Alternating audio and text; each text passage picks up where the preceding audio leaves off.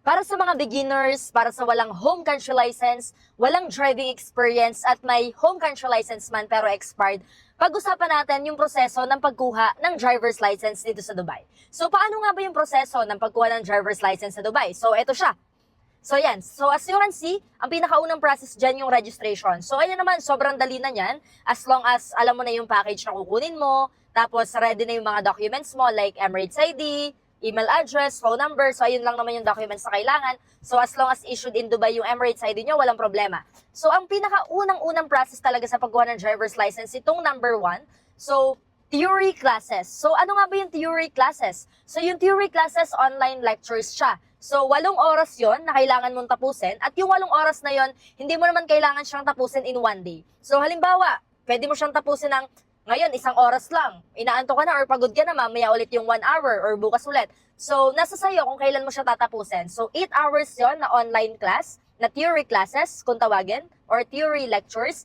And then, kapag natapos mo yon, ang kasunod na nun ay yung mock test or trial test. So yung mock test na tinatawag, so ayun yung parang magiging guide mo sa gagawing first exam mo. So yung magiging first exam mo is itong RTA theory test. So yung mock test, mas maganda kung magfo-focus ka doon kasi kung ano lang naman yung nasa mock test, yun lang din yung lalabas sa RTA theory test. So RTA theory test would be your first test or ito yung magiging first exam mo, RTA theory test. So ayun, tapos na tayo sa step 1.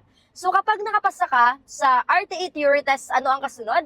So ang magiging kasunod na nito is 12 hours ng practical classes. So sa mga beginners, ang kailangan nyo na practical classes ay 20 hours of practical classes. At yung 20 hours na yon, madidivide siya sa 3.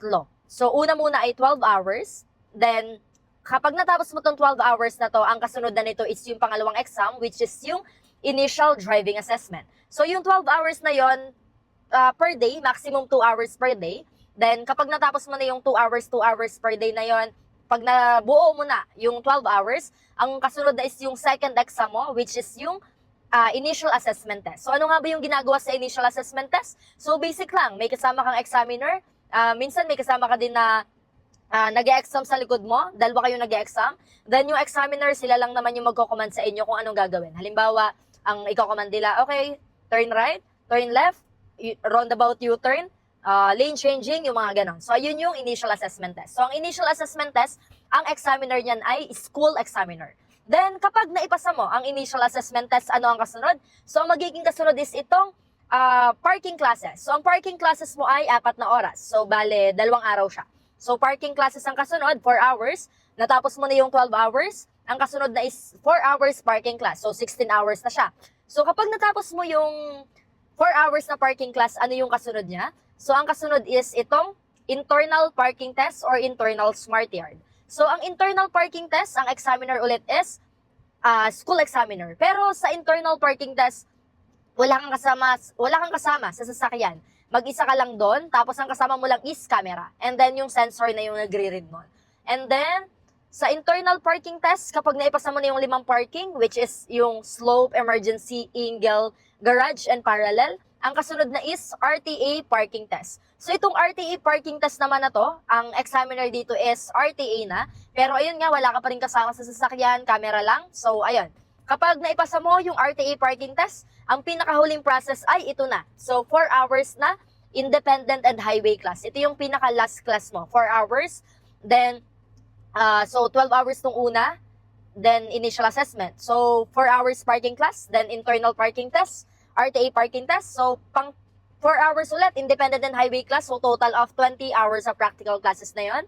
And then kapag natapos mo na yung 4 hours independent and highway class, ang kasunod na niyan is yung RTA, final road test. So, ito na yung pinaka-hinihintay ng lahat. So, yung pinaka-last na exam, which is yung RTA final road test. At kapag nakapasa ka ng RTA final road test, ayun, tapos na ang lahat. So, may lisensya ka na dito sa Dubai. So, ito, as you can see, ito din yung mga magiging consequences kapag nag-failed ka sa mga exam. So, kapag nag-failed ka sa RTA theory test, retake ka lang ulit ng RTA theory test. Kapag nag-failed ka ng initial assessment, kailangan mong mag-undergo ng 4 hours practical class ulit, then initial assessment.